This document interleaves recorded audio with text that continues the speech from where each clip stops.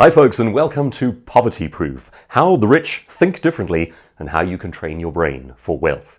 Over the past few videos and over the next few, we've been talking about and will be talking about how artists and creative types can turn their talent into a brand and into a business.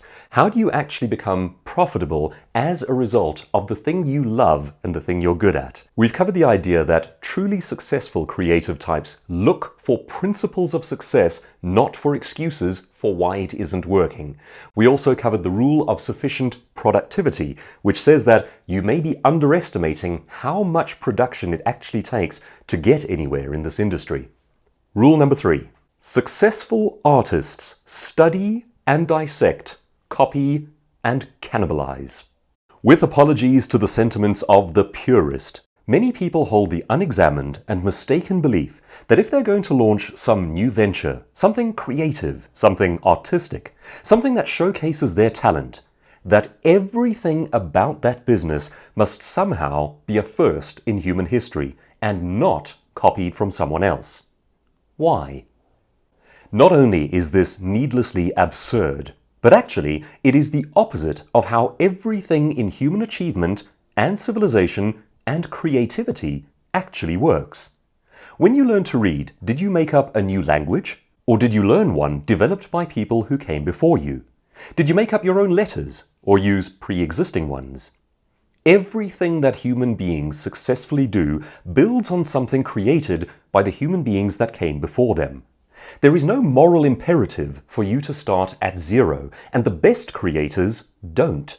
You should rather shop around and use what works. You can then improve upon what works.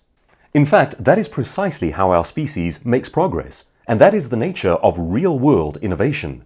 But a principled refusal to examine and use what already exists and functions is needless and wasteful. It's also oddly arrogant, while simultaneously being foredoomed to failure. By all means, ignore this advice. You are absolutely free to remain poor.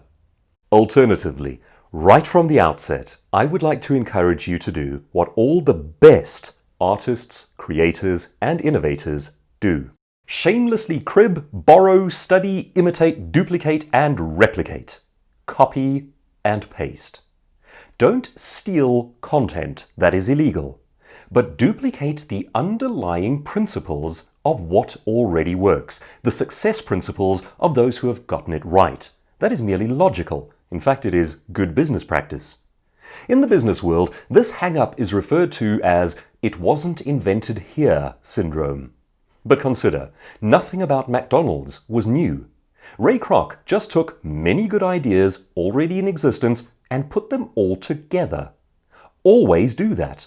If it works, copy the principle. And go searching for working principles within the sphere of your wealth path, of your creative pursuit. The more efficiently you go about it all, the better.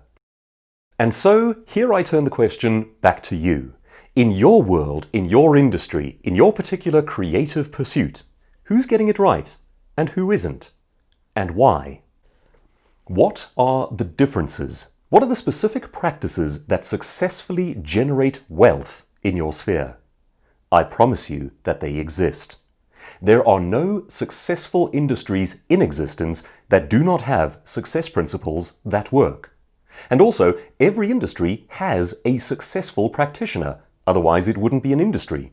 And if you use these success principles, they will work for you too, and therefore you must use them. So, what are the successful doing in your field? Find out. These answers are worth money to you. And failing to find out is not noble or artistic. It is a choice to ignore best practice in the service of poverty, with the result that your art will not get to live. Who would make such a choice? And so, a practical question. How can you go about finding these answers in the next week? If you missed the previous couple of videos on how artists and creative types can be creative, talented, and wealthy, please do check them out. And if you know a struggling artist or creative type, please do share these videos with them. It is in the interests of humanity that we bring more light, more talent, more wonder and joy out of people, and they should be able to fund it as proper professionals.